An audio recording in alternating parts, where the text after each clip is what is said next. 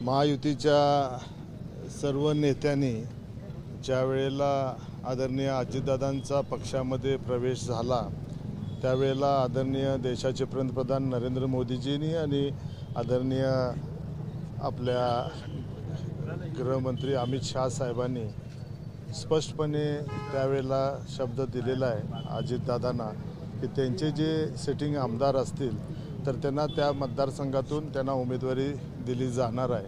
आणि मला माझ्या नेत्यांच्यावर विश्वास आहे, आदरणीय नरेंद्र मोदी आणि अमितभाई शहांच्यावरती विश्वास आहे की त्यांनी जो शब्द आदरणीय अजितदादांना दिलेला आहे, महायुती जर व्यवस्थित आबाधित ठेवायची असेल तर ते दिलेले शब्द पाळतील।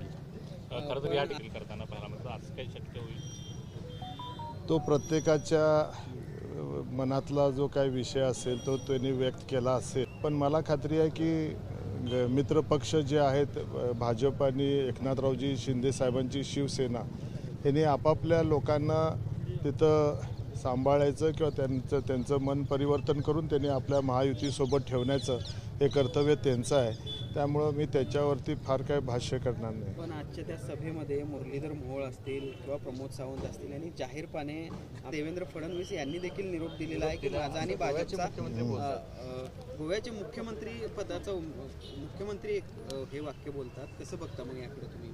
आदरणीय मुख्यमंत्री प्रमोद सावंत साहेब गोव्याचे भाजपचे मुख्यमंत्री आहेत, आदरणीय देवेंद्रजी फडणवीस साहेब आमचे नेते आहेत आणि मोहोळ साहेब हे देशाचे आज मंत्री महोदय आहेत आणि ते भाजपच्या वतीनं ते काम करत आहेत। नक्कीच त्यांच्या दृष्टिकोनातून त्यांनी आपल्या भाजप पक्षाच्या उमेदवाराची पाठराखण करणं किंवा त्यांच्याकडनं तशा तऱ्हेची अपेक्षा व्यक्त होणं हे साहजिकच आहे, स्वाभाविक आहे की प्रत्येकाला आपल्या पक्षाला जास्तीत जास्त उमेदवाऱ्या मिळाव्या अशा तऱ्हेची भावना त्यांची असणं ह्याच्यामध्ये काही चुकीचं नाही आहे। पण शेवटला जर ह्या राज्यामध्ये पुन्हा महायुतीचं राज्य जर आणायचं असेल तर सर्वांनी कुठंतरी एक पाऊल पुढे आणि कुणीतरी दोन पाऊल मागे हटणं हे पण काळाची गरज आहे। नसेल तर जे काय लोकसभेच्या दरम्यान घडलेलं आहे त्याचीच पुनरावृत्ती झाल्याशिवाय राहणार नाही।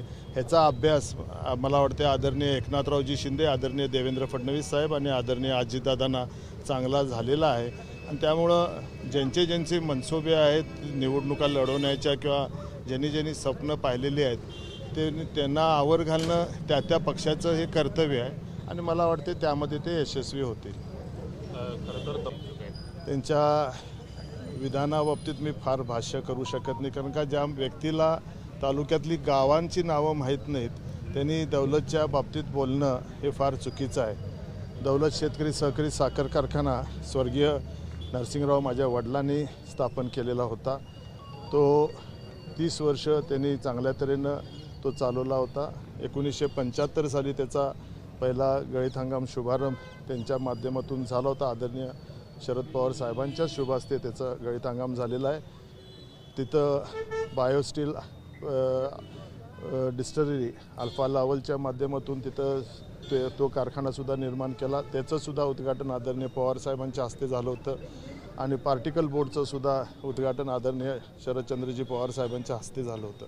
तो कारखाना सहकारातला शेतकऱ्यांच्या आणि सभासदांच्या मालकीचा कारखाना आहे आणि आज त्यांनी ते KDC बँकेच्या माध्यमातून सिक्युरिटायझेशन ॲक्टखाली तो कारखाना चालवायला घेतलेला आहे। ते त्या कारखान्याचे मालक नाही आहेत आणि ते ज्या भ्रमात आहेत आणि ते जे सांगत सुटलेले आहेत त्यांनी जो KDC बँकेसोबत जो करार केलेला आहे त्यामध्ये त्यांनी स्पष्ट नमूद केलेलं होतं की शेतकऱ्यांची देणी देऊ, कामगारांची देणी देऊ।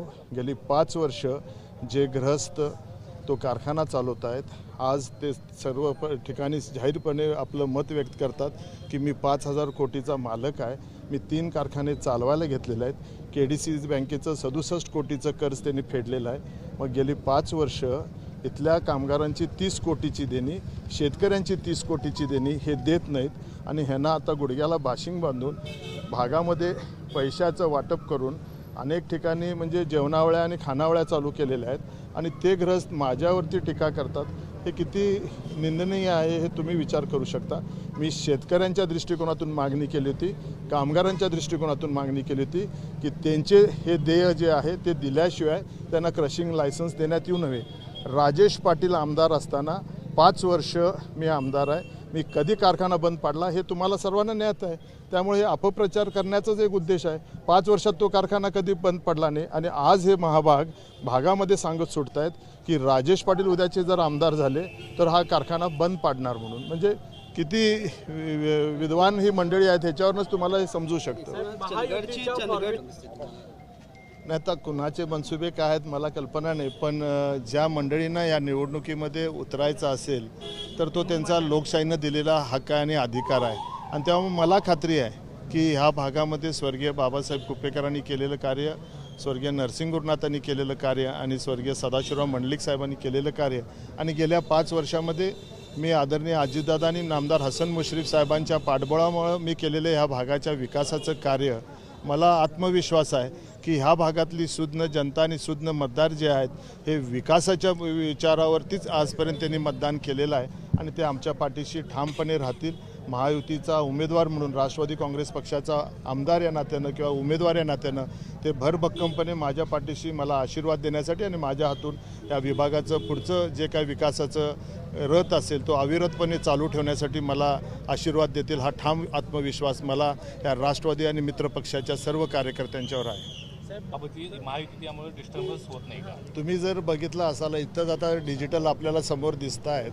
माझ्या डिजिटल सर्व सहकार्याने लावलेल्या डिजिटलवरती त्या गावातले केलेल्या कामाचा आलेख त्याच्यामध्ये दिसतो. बाकीच्यांचे जर डिजिटल पाहिले तर चांगलं आपण जशा कुठल्या तरी हिरे जवाहरातच्या जाहिरातीचे फोटो ज्यावेळी आपण बघता जसे मॉडेल्स आपण तिथं त्या जाहिरातीमध्ये दिसतात तसे चांगले सूट बूटमधले फोटो असतील, कुठल्या हिरोईन्सचा जसा वापर होतो तशा तऱ्हेचे डिजिटल्स तुम्हाला पाहायला मिळतील. म्हणजे त्यांनी केलेलं कार्य जर काय असतं तर त्या डिजिटल्सवरती किंवा त्यांच्या माध्यमातून तिथं उमटलं असतं. पण काहीच काम न करता आता त्यांना सर्वांना वाटतं की आपण उद्याच्या निवडणुकीमध्ये आपण निवडून येणार आहोत म्हणून त्यांचं जे काय अट्टहास आहे हा ते त्यांच्या भ्रमात राहू इच्छितात. तर त्यांना माझ्या शुभेच्छा आहेत.